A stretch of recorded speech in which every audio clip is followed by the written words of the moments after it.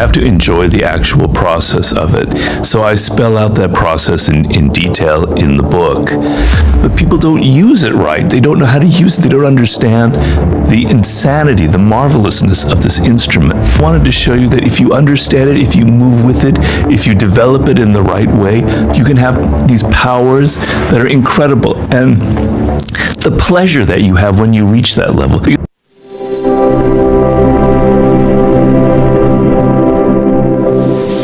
Mastery is a process, and you have to love the process. You can't just be oriented towards the goal. Just think, I'm going to be so great. You have to enjoy the actual process of it. So I spell out that process in detail in the book. But the reason I wrote it is when you reach that high level, which is the highest level of mastery, and I call it, you have an intuitive feel for it. The thing that you're studying is inside of you. If you're a football player, the field is inside your head, right? If you're a piano player, you've internalized it. That is such an awesome feeling. I've had moments of it like that in my work, in my writing. You reach this point where you don't have to think anymore, and ideas come to you. And so that is what our brain is designed for. We have this insane instrument, the human brain, certainly the most complex organism in the universe, as people say. The mathematical possibilities of connections in the brain are absolutely infinite. It is something that every day we should just wake up and marvel at this thing that we've been given, this insane tool.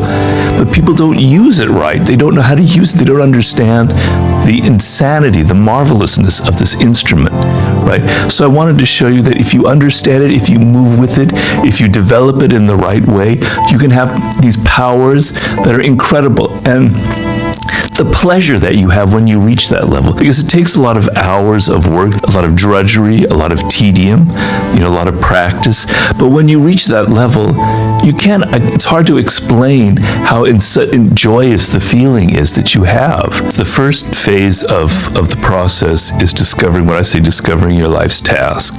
And that's the key to everything. It's the key to having a fulfilled life. It's the key to being happy in life. It's the key to reaching the goals that you want. Because what it is the process of self-understanding, self-knowledge. You have to become aware of what you were destined for in this life. You were born a unique individual. And it's a very interesting thought. It's the same kind of thought about your brain. There will never be another Michael Gervais. Your DNA is unique. The way your parents brought you up, their DNA is unique. The way they brought you up is unique.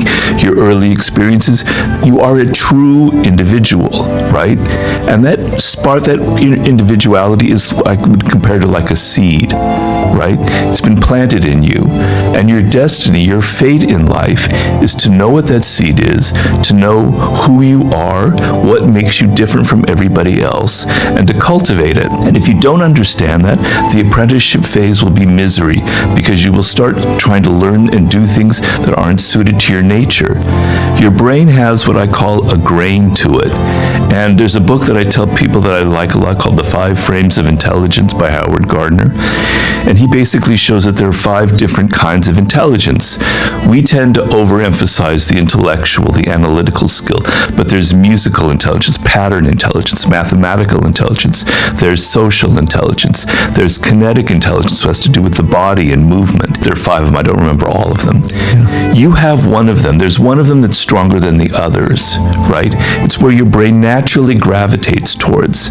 And if you don't have the right fit, if you launch your career, you go into law because you think it's going to be making a lot of money, but in fact, your brain and your that seed was made for something else, you're going to end up hitting a wall at some point. You're going to be burning yourself out, and your life will take bad turns, and things will, you will never reach the goals that you want. And so, if you don't know who you are, if you don't know what makes you different, then the apprenticeship phase is useless. And really, mastery is an organic whole, and it's kind of hard to separate the two, because yourself is the craft, and the craft is yourself.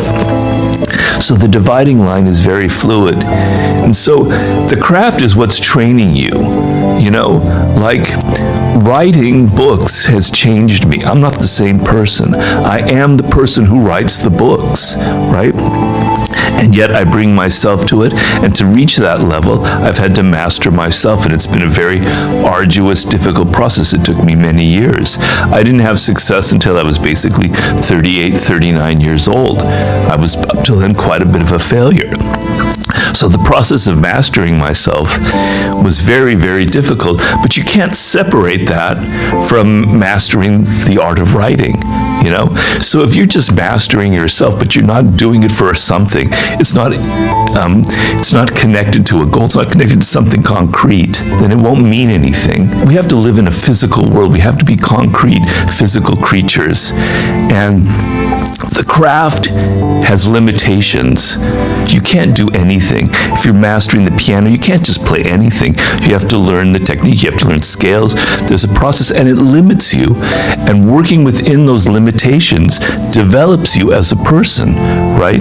So the actual craft itself, the limits that it presents, and the process of mastering them is what will help you master yourself. You can't separate the two.